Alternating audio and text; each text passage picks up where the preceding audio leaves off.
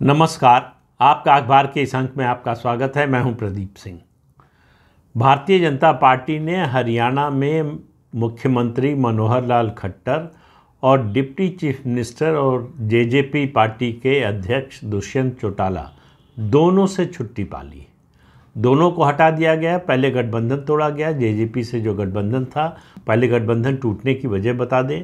जिस दिन से गठबंधन बना था उसी दिन से ये गठबंधन बेमेल था। भारतीय जनता पार्टी को संख्या की दृष्टि से भी ज़रूरत नहीं थी। 2019 के विधानसभा चुनाव में भारतीय जनता पार्टी 90 में से 40 सीटों पर जीतती थी। बहुमत के लिए उसे 46 सीटों की ज़रूरत थी। 7 निर्दलीय विधायक उसका समर्थन करने के लिए तैयार थे। बाद में कुलदीप बिश्नोई के आने के बाद जो है वो आदमपुर की सीट बीजेपी जीत गई और उसकी वजह से उसकी संख्या जो है 41 हो गई। 7 निर्दलीय विधायकों का समर्थन अगर जोड़ें तो 48 की संख्या होती है। बीजेपी को बहुमत के लिए किसी और पार्टी की ज़रूरत नहीं थी, लेकिन दुष्यंत चौटाला की पार्टी से चूँकि शुरू में समझौता हो गया था इसलिए चल रहा था। मैंने अपने पिछले वीडियो में कहा था कि भारतीय जनता पार्टी के हरियाणा की जो राजनीति है वो गैर जाट राजनीति है। भारतीय जनता पार्टी की 2 बार सरकार बनी है तो वो गैर जाट वोटों से बनी है और वो जाटों को इस ज़रूरत से ज़्यादा स्थान देकर इस समीकरण को बिगाड़ना नहीं चाहती। भारतीय जनता पार्टी नहीं चाहती कि उसका जो गैर जाट मतदाता है वो उससे नाराज़ होकर छिटक कर कांग्रेस की तरफ जाए। इसलिए दुष्यंत चौटाला से संबंध बहुत अच्छे नहीं चल रहे थे। समस्या लगातार आ रही थी। पिछले किसान आंदोलन के समय भी उनके 2 विधायक समर्थन में थे। दुष्यंत चौटाला खुद भी जो है इस तरह की बातें कर रहे थे जैसे उनकी सिंपैथी हो आंदोलन के साथ। और उसके अलावा समस्या बनी, लोकसभा चुनाव होने वाले हैं। लोकसभा चुनाव में आपको पता है कि हरियाणा से लोकसभा की 10 सीटें हैं। पिछले चुनाव में यानी 2019 में भारतीय जनता पार्टी 10 में से 10 सीटें जीती थी। दुष्यंत चौटाला 3 में से 2 सीटें चाहते थे। वो महेंद्रगढ़, भिवानी और हिसार, इन 3 में से 2 चाहते थे। हिसार से बृजेंद्र चौधरी के इस्तीफा देने के बाद उनका कहना था ये सीट आपकी खाली हो गई है, एक सीट हमें ये दे दीजिए और महेंद्रगढ़ और भिवानी में से एक सीट दे दीजिए। भारतीय जनता पार्टी का कहना था कि हम 10 की 10 सीटें जीते थे और फिर जीतेंगे, इसलिए लोकसभा के लिए हमारा कोई समझौता नहीं है। हमारा जो तालमेल है, जो गठबंधन बना है वो राज्य सरकार चलाने के लिए है। लोकसभा चुनाव में हम आपको एक भी सीट नहीं देंगे। आखिर में दुष्यंत चौटाला इस पर आ गए थे कि एक सीट भी मिल जाए तो वो गठबंधन में बने रहेंगे। भारतीय जनता पार्टी की जो राज्य इकाई है उसका कहना था ये काम हमें नहीं करना चाहिए, इससे हमारा गैर जाट मतदाता नाराज़ होगा।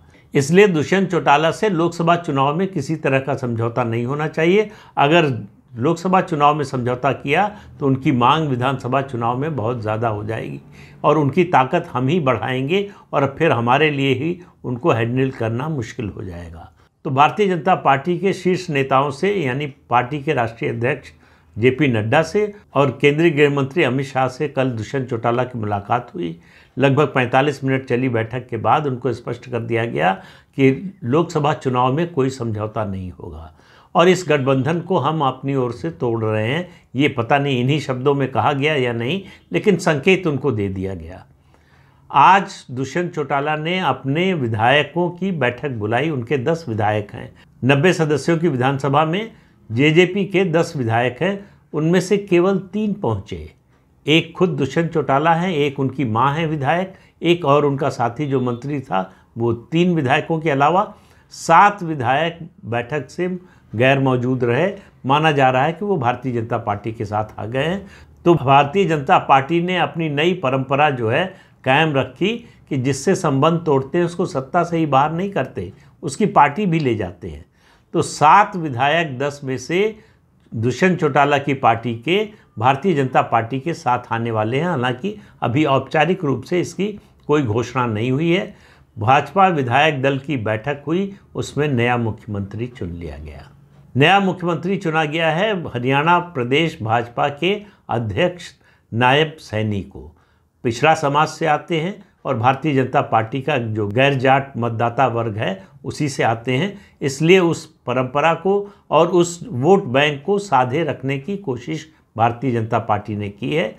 उनको हाल ही में पार्टी ने प्रदेश अध्यक्ष की जिम्मेदारी सौंपी थी। जब उनको प्रदेश अध्यक्ष की जिम्मेदारी सौंपी गई थी तभी ये स्पष्ट था कि उनको कोई बड़ी जिम्मेदारी देने के लायक पार्टी मानती है और जल्द कोई बदलाव होगा उस समय उनके नाम पर विचार होगा।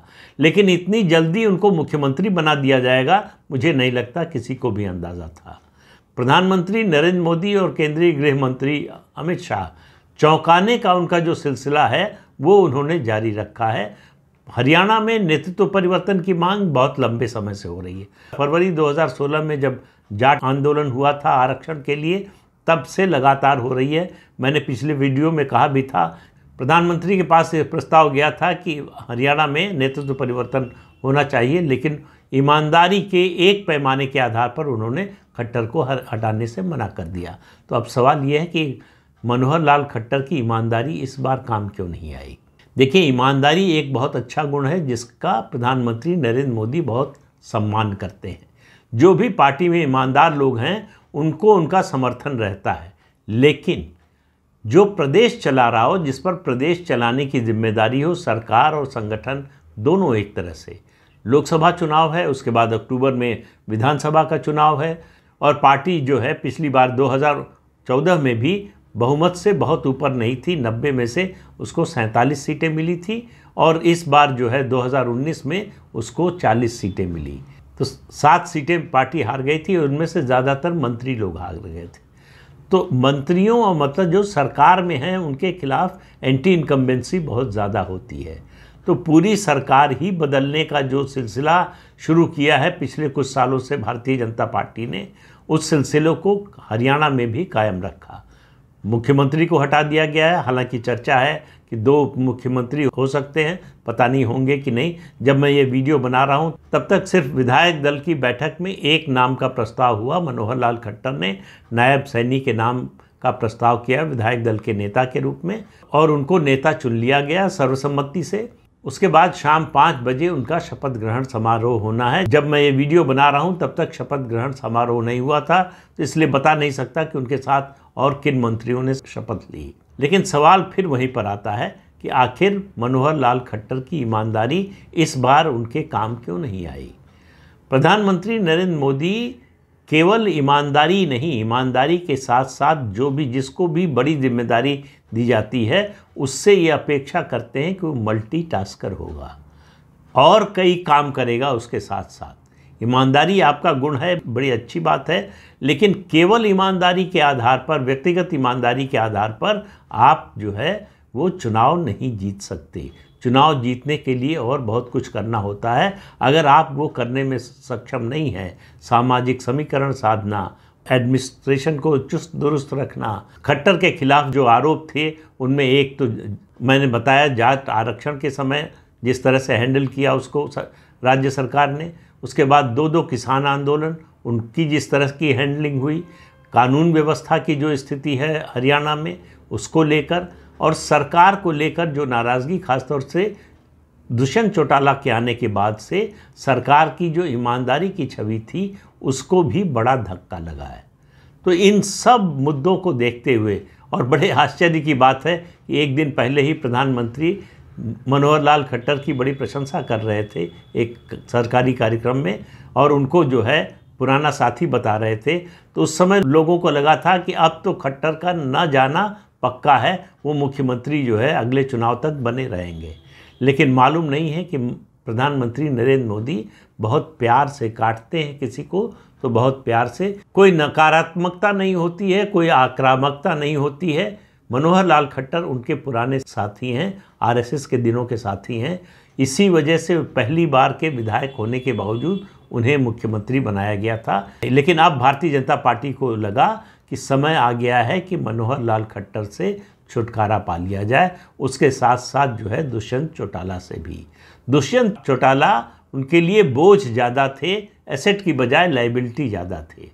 और भारतीय जनता पार्टी का जो अपनी रणनीति है, जो कैलकुलेशन है, उसमें उसको लग रहा है कि लोकसभा चुनाव और उसके बाद विधानसभा चुनाव में अगर दुष्यंत चौटाला अलग चुनाव लड़ते हैं तो वो भारतीय जनता पार्टी का कोई वोट नहीं ले जाएंगे, क्योंकि उनको जो जाट वोट मिलना है वो भाजपा को नहीं मिलेगा।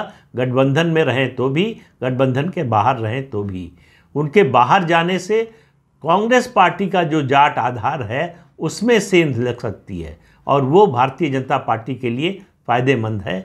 ये भारतीय जनता पार्टी को अच्छी तरह से समझ में आ रहा था, इसलिए लगातार राज्य इकाई का दबाव था कि जेजेपी से समझौता तोड़ा जाए और हम चुनाव में, लोकसभा में भी और उसके बाद विधानसभा चुनाव में भी भाजपा अकेले उतरे। लोकसभा चुनाव में जीत में कोई शंका नहीं है, क्योंकि लोकसभा का चुनाव प्रधानमंत्री नरेंद्र मोदी के नाम पर होता है और उनके नाम पर जब वोट पड़ता है तो भाजपा का वोट बढ़ ही जाता है, कम होने का तो प्रश्न ही नहीं। तो इस अंक में इतना ही। अगले अंक में फिर मिलेंगे किसी नए मुद्दे के साथ। तब तक के लिए अनुमति दीजिए। आपसे अनुरोध है कि ये चैनल देखिए, शेयर कीजिए, लाइक कीजिए और सब्सक्राइब जरूर कीजिए। नमस्कार।